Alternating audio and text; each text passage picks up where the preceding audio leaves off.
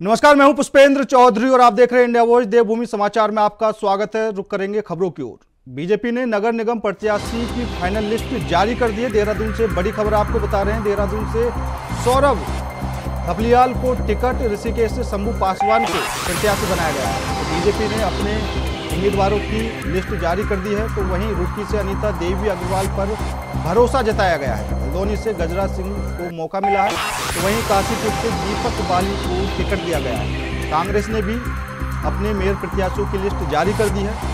Dehradun mayor पद के लिए नामों का ऐलान किया है। ऋषिकेश से भी नाम का ऐलान कर चुके हैं। रुड़की से अनीता देवी अग्रवाल पर भरोसा जताया गया है। तो निकाय का जो बिगुल है वो बच चुका है और चुनावी रण अब तेज हो चुका है। पार्टियों में हलचल तेज हो चुकी है और देहरादून मेयर पद के लिए भी नाम का ऐलान कर दिया है। तो भारतीय जनता पार्टी ने अपनी लिस्ट का ऐलान कर दिया है और जो मेयर पद के प्रत्याशी हैं उनका यहाँ पर ऐलान किया गया है। तो वीरेंद्र पोखरियाल का नाम फाइनल कर दिया है। राज्य आंदोलनकारी वकील हैं वीरेंद्र पोखरियाल। तो बीजेपी ने अपनी मेयर प्रत्याशियों की लिस्ट का मेयर पद के लिए नाम का ऐलान कर दिया है। तो वहीं कांग्रेस भी पीछे नहीं है। कांग्रेस ने भी अपने मेयर पद के दावेदारों की लिस्ट का ऐलान कर दिया है। तो अब नगर निकाय चुनाव को लेकर जो उत्तराखंड में हलचल मची हुई है वो तेज हो चुकी है और अब सियासी गर्मी भी बढ़ती हुई नजर आ रही है। तो कांग्रेस और बीजेपी में दोनों में ही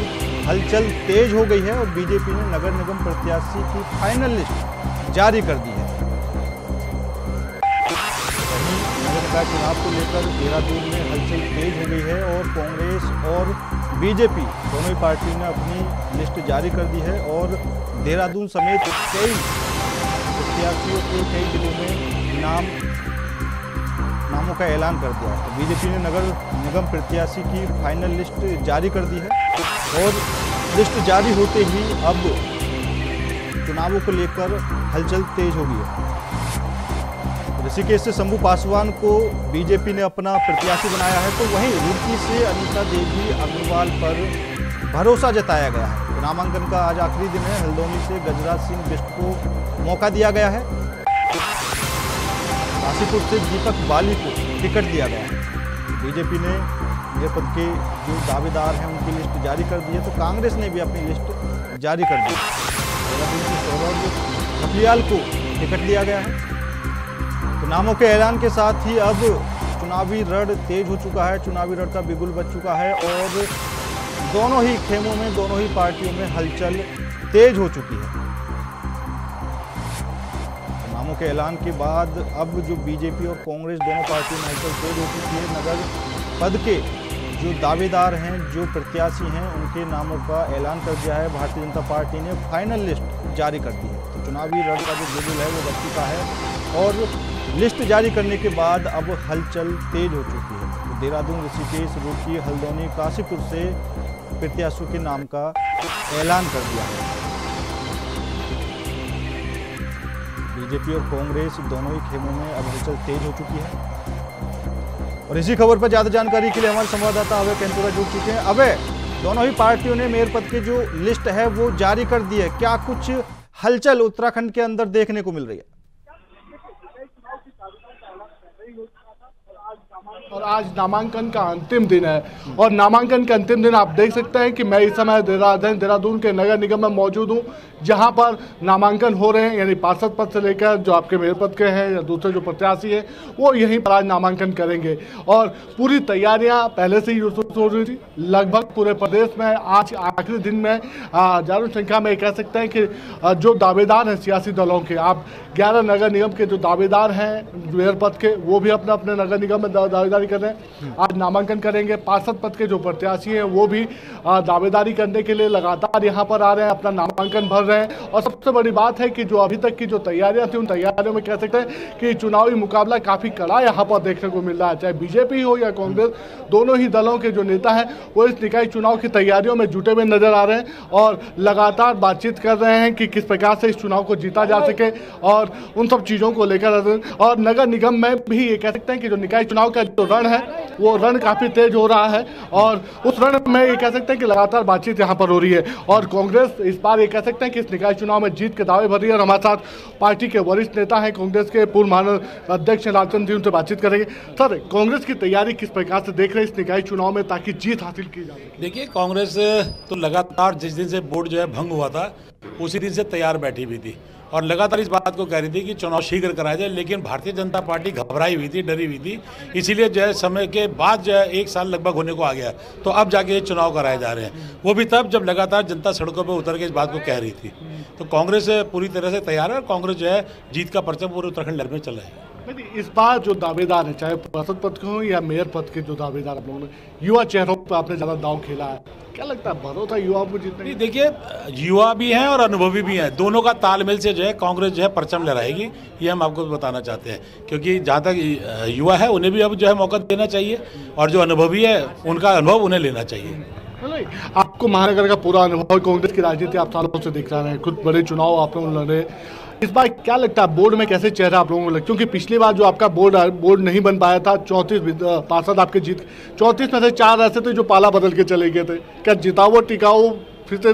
देखिए, जिताओ और टिकाऊ तो हर आदमी ढूंढता है, समय की बात होती है कि क्या परिस्थितियाँ कैसी बनती हैं, उसमें आदमी कब क्या जो है फैसला लेता है। लेकिन आज जो हमारे प्रत्याशी हैं वो लगातार क्षेत्र के अंदर विकास का काम करते रहे, जनता की आवाज़ को उठाते रहे हैं और मलिन बस्तियों का मुद्दा आज भी हमारा मुद्दा रहेगा, क्योंकि मलिन बस्तियों पर सरकार अभी भी गुमराह करने का काम कर रही है। तो भाई जी, जीत को लेकर कितना आश्वस्त है कांग्रेस? हम पूरी तरह आश्वस्त है। देखिए, हमारे सब लोगों के चेहरे और भाजपा के चेहरे देख लीजिए।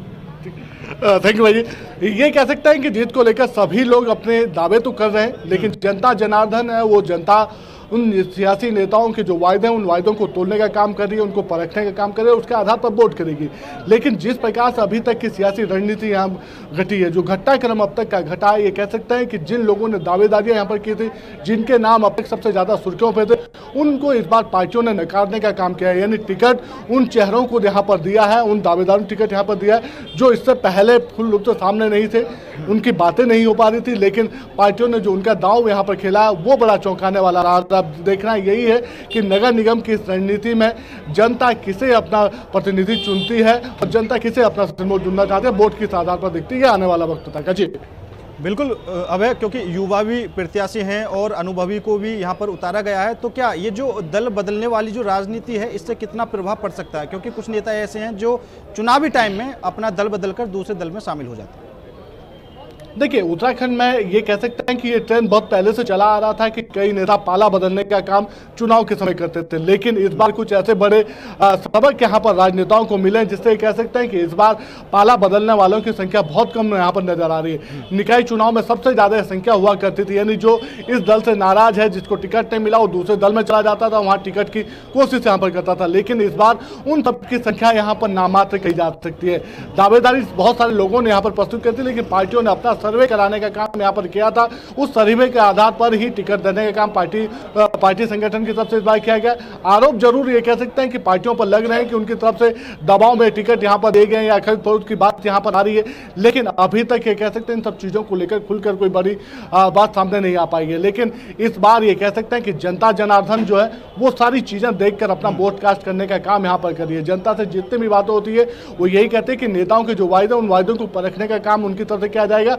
इसीलिए इस बार सियासी दलों ने ऐसे चेहरों पर दांव यहाँ पर खोला जो जनता के भरोसे पर खड़े हो सके और जनता के जिन पर भरोसा कर सकती है। जी बिल्कुल अभय, क्योंकि दोनों ही पार्टियों के नेता पूरी तरीके से आश्वस्त हैं अपनी जीत को लेकर, लेकिन ऐसे कौन से मुद्दे हो सकते हैं जिनसे बीजेपी को थोड़ा बहुत नुकसान हो सकता है?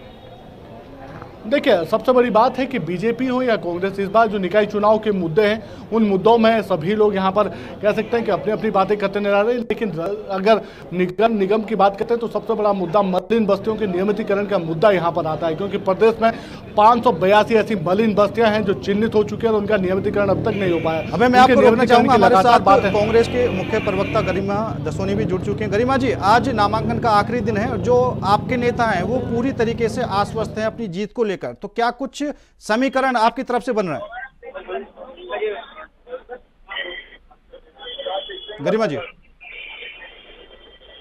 प्रत्याशियों का जो वो भाजपा के प्रत्याशियों पर 20 ही बैठेगा और वेल नोन नेम्स हैं, सारे अच्छे लोकप्रिय नाम हैं।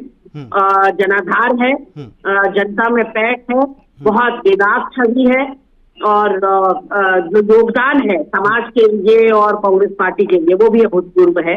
तो ऐसे में हम बिल्कुल आश्वस्त हैं कि हमारा जो प्रत्याशी चयन रहा है वो बहुत अच्छा रहा है। अब डिपेंड करता है जनता पर, कार्यकर्ताओं की मेहनत पर, और आगे भविष्य के गर्भ में है नतीजे। तो मैं बहुत बड़बोलापन यहाँ पर नहीं दिखाना चाहूंगी, पर मैं बहुत आशान्वित हूँ कि कांग्रेस पार्टी इस बार पटखनी भाजपा को पूरी तरह से देती। ठीक है गरिमा जी, हमारे साथ बीजेपी से विधायक किशोर उपाध्याय जी भी जुड़े हुए हैं। किशोर जी, गरिमा जी की तरफ से और कांग्रेस के जो नेता हैं उनकी तरफ से तो साफ तौर पर कहा जा रहा है कि हम अपनी जीत को लेकर आश्वस्त हैं, तो आपकी तरफ से क्या कुछ प्रतिक्रिया है?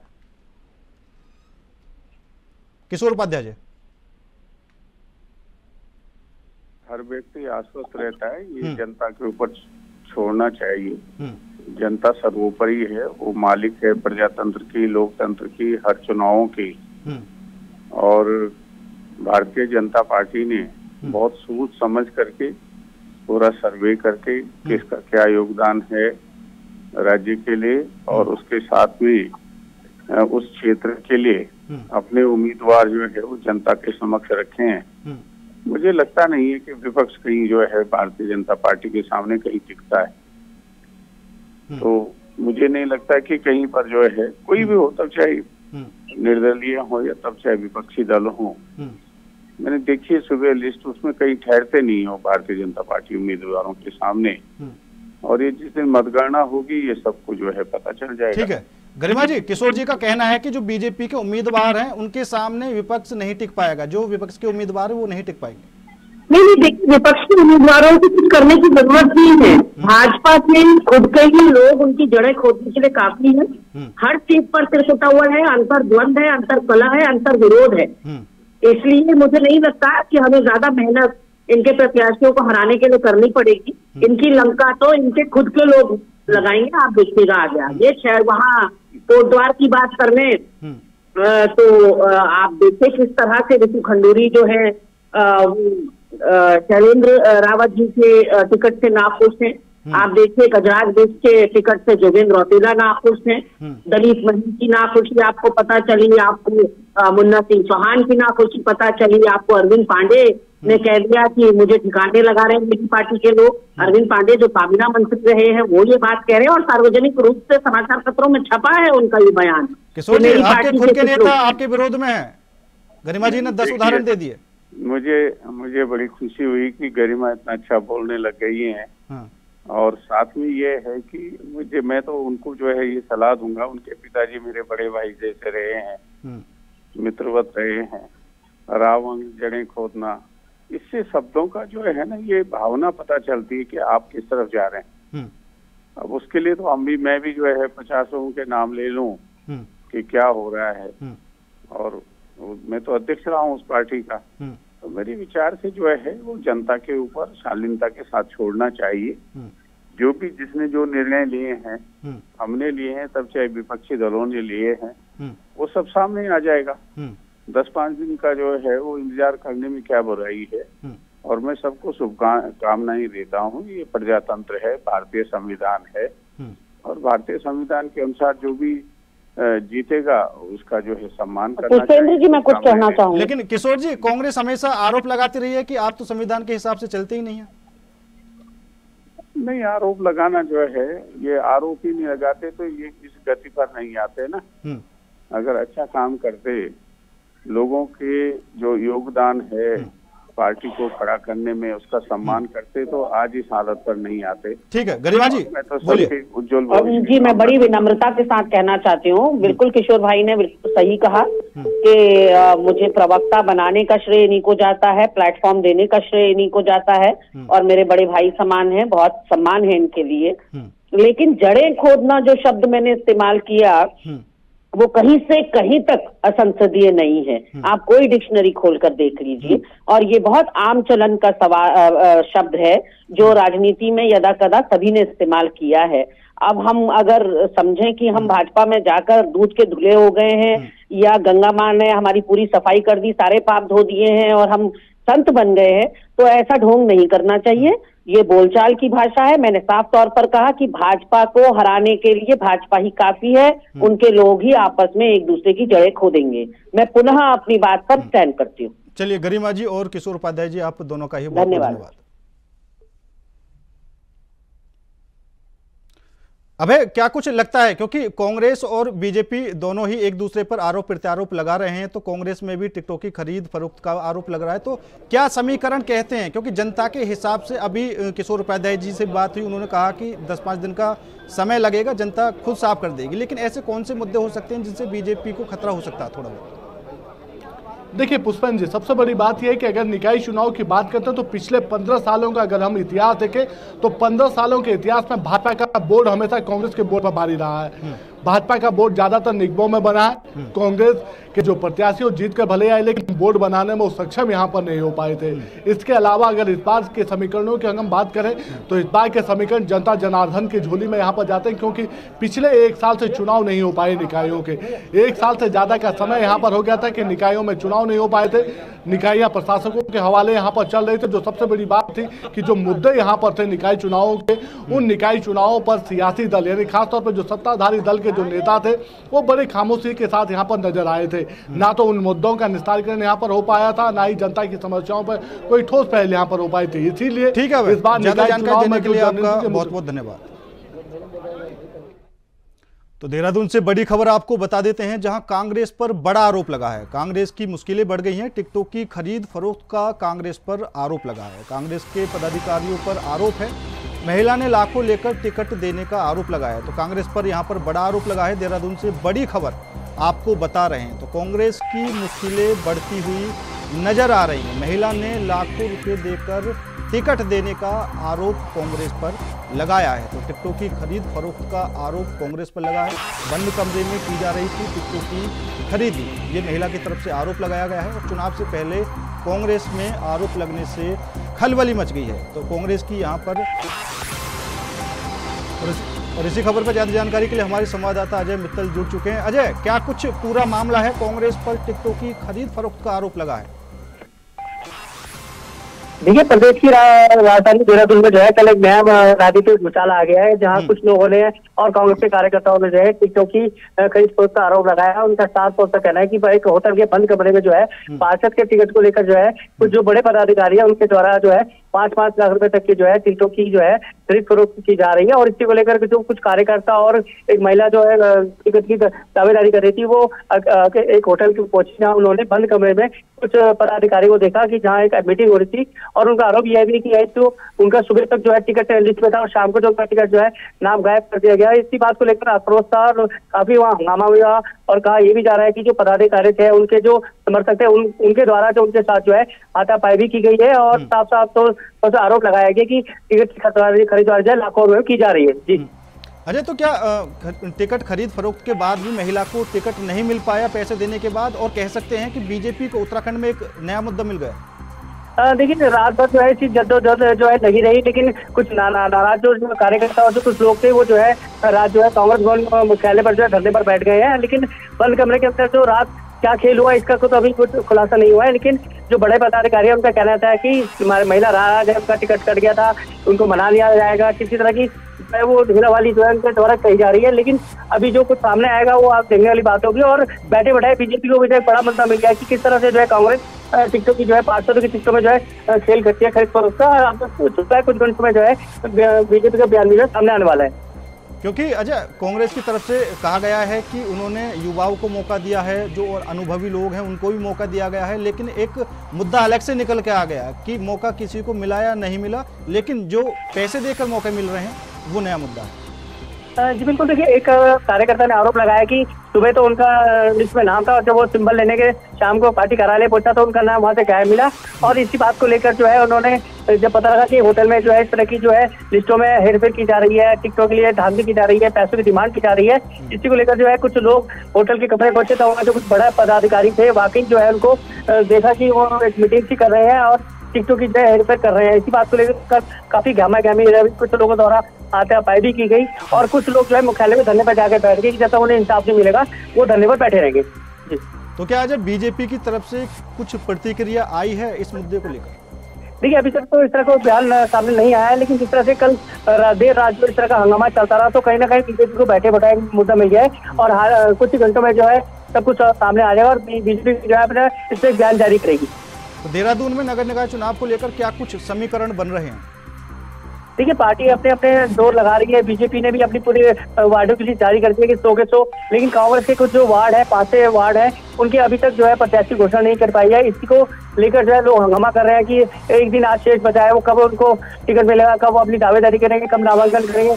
और जो खेल चल रहा है जो है तो राजनीति जो है साल जो है आ गया और कांग्रेस भी जो है इसमें 2 कदम जो है पीछे हटती दिखाई दे रही है।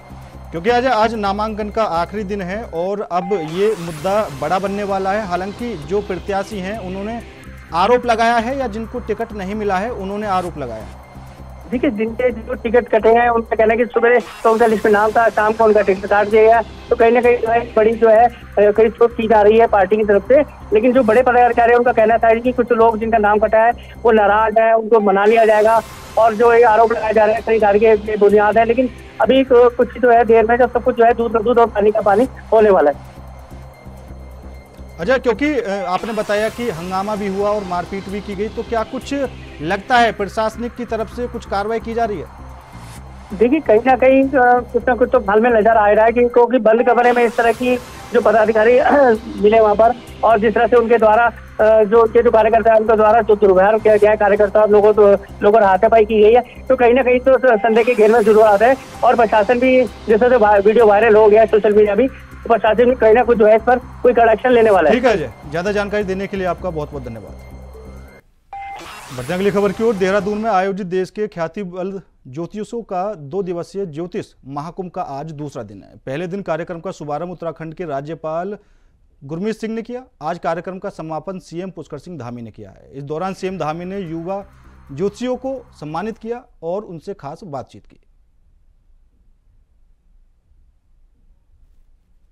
आज से कई हजारों वर्ष पूर्व उन्होंने उसकी एक तरह से पहले से ही भविष्यवाणी की थी। जैसा अभी पूज्य चिदानंद जी ने बताया कि महाकुंभ हो रहा है और उसके बारे में छोटे से हमारे उसके द्वारा गणना आज से कई वर्षों पूर्व की जा चुकी थी। चाहे बिग बैंग थ्योरी हो, सौरमंडल में ग्रहों की स्थिति हो, चंद्रग्रहण सूर्य ग्रहण की तिथियां हो या ज्वार भाटा जैसी कोई घटना हो या कई अन्य वैज्ञानिक।